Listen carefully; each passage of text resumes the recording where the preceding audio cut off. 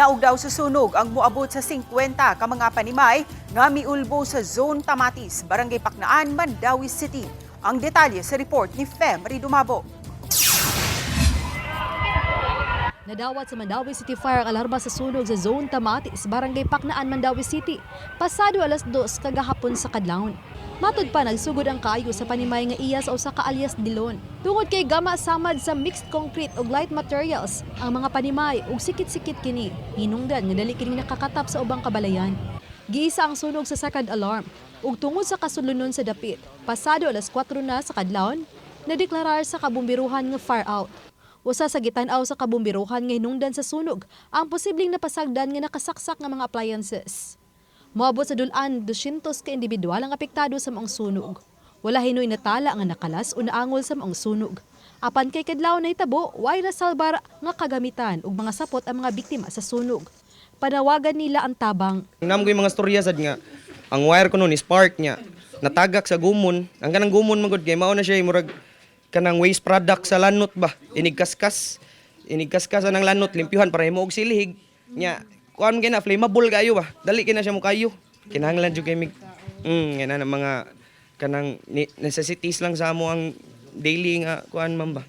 So kuan mga clothes baron or kanang medicine kay daghan sa kay newborn nga infants diri nya nasa mga tiguang. Gialarmahan usab sa kabumbiruhan sa dakbayan sa Mandawi kining nasunog nga auto ug truck ni karga pasado alauna gahapon sa kadlawon ubos sa Magikay flyover, Mandawi City. Sa pakisusi sa kapulisan nga nibangga kining auto sa gisundan nga truck ni karga ug kalit lang ni sila ubang auto. Naog daw gyud ang auto ug apektado gamay ang truck. Parehong luwas ra hinon ang driver sa auto ug sa truck.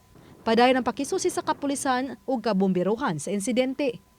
Samtang grass fire miulbo sa pasado alas 9 Sabado sa gabi, April 11 sa Kalibunan nga may gilapdon nga 4,000 square meters sa Barangay Kamubuan, lungsod sa Tabugon.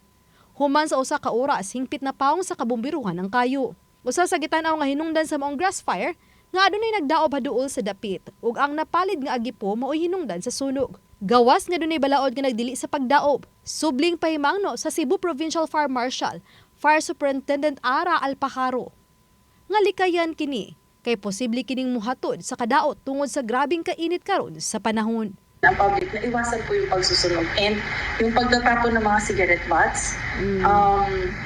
Pina-warningan din natin yung public sa magiging cost niya. Example, yung mga, usually ma'am, yung mga fields, di ba ma'am, sa north na part, marami dun yung mga taniman ng mais, mga ganyan ma'am ba. And then pag nag-dry na siya, usually yun nagiging cost ng mga fire. So sa amin ma'am, nire-remind natin ang public, especially this El Nino na mainit na talaga. Uban ni Cleofer Lumaya, Gugrod Prado, Fem Ridumabo. Balitang Bisdak.